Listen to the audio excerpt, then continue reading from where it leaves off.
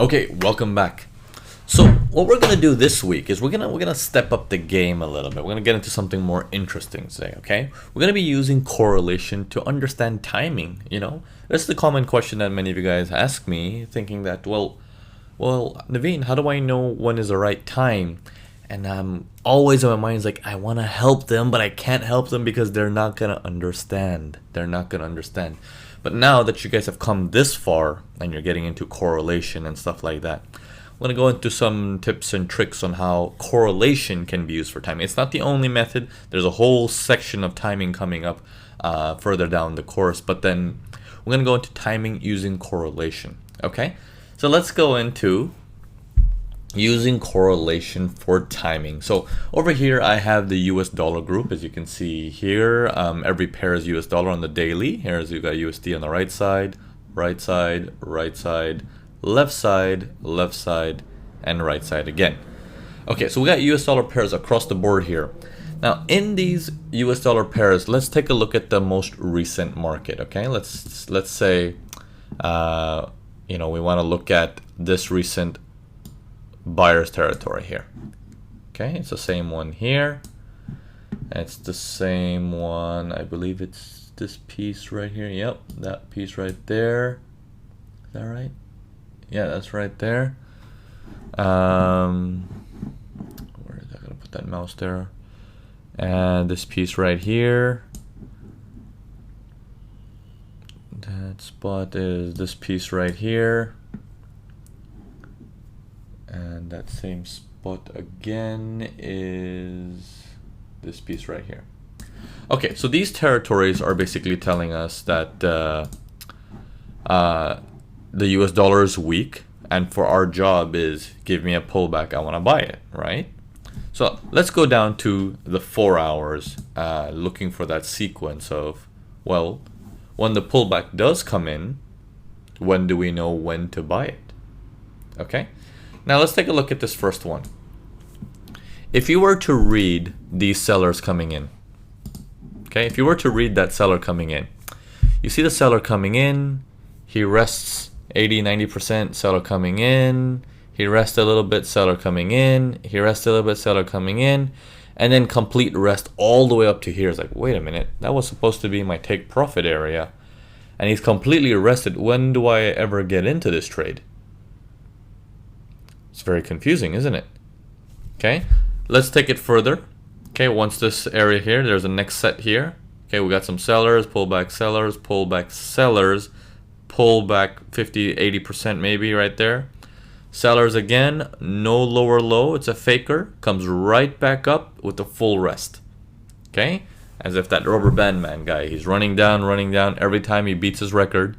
This time he's a faker, he doesn't beat his record, and he rests a little bit more than 100%. That means he's done for. Followed by a test in the market. Okay? Like, give me any pullback and I'll buy it in this stage. This test comes in right at that spot. I'm going to put a circle. That's where your buy happens. Let me show you something here on pound. Pound is coming down, same sequence. Seller's coming in. Okay, then he rests maybe 30-40%. Seller coming in again. He's like, whoa, he beats his record barely, but then he comes back and he doesn't beat his record. So that was a faker. It was not real. But how much does he rest? 100%. He's all out. Once he rests 100%, it means any pullback for us is a buy. Now, if we hit the buy there, the buy doesn't go to a recent high or a higher high. The buy, in fact, comes right back down and then it goes. It's like, what in the world? What if that could have stopped you out, depending on where you put your stop losses? That could have stopped you out. Let's take a look at the one on the right side here. Aussie USD. Same scenario. It says this is supposed to be your buy after you get a series of pullbacks and then a full rest telling you there's no lower low, and that's supposed to be a buy right there.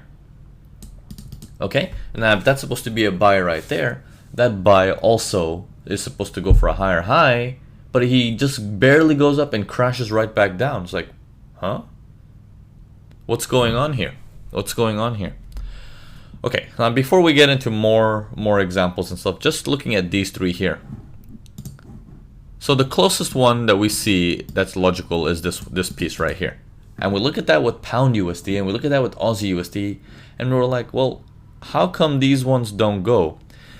Notice if I put a horizontal line right there. I'm going to do the same thing for the same time. Right there. That's the same marked period for these blue. I'm going to put one line over so you guys can see the candle. Oh, sorry. Notice the spot to buy is different here. It's supposed to be here. I'm going to put the same line here, which is going to be right there. It's on that red candle there. The spot to buy is right there. So if you were to take a buy accidentally on pound USD and you see it's performing, you move your stops and blah blah blah, and then it comes right back down, you're like, whoa, what's going on? And you close it for break even or whatnot, and you see, well, the flow in the market in the whole US dollar is still, they still have the rhythm. You can still take advantage of that and pull your trade out of it. Okay? And here's an example of that very trade. I'm gonna show you. And I took that Aussie USD based on that same concept for a buy, and you can see how I hit the buy. Considering my buy is supposed to happen here, but I hit the buy there, right at that tip there, because I saw Euro USD preparing at that moment. I used correlation to enter my Aussie USD almost blindly. Okay, this, for many people, they cannot grasp this information because they need to see something as a pattern. Well, I didn't see a pattern on this, but I did see a pattern on Euro USD. But I did see all of them were working together. Now, if all of them are working together hand in hand, you start to pull out some information. You're like, well, then they should start to move together too. What are the chances of this surviving and going with Euro USD? So I took the trade. Trade went into a buy. Obviously, a lot of the students took some trades as well. Pulled out a decent $280. It's not too much, but took a small risk on that because the fear in my brain was still there regarding it. That will it come down? Is it safer to do this? I'm basing it purely on correlation. There is nothing on Aussie USD that tells me to buy it. In fact, if I show you my 60-minute chart, it looks like I hit the buy as the red bars are coming down. Now, no person hits a buy like that, especially understanding that, well, aren't we supposed to see the sellers die or fade out and then we buy it? This is one of the situations when we use correlation to our advantage and then we pull the trigger. Okay, so let's start looking at some more examples.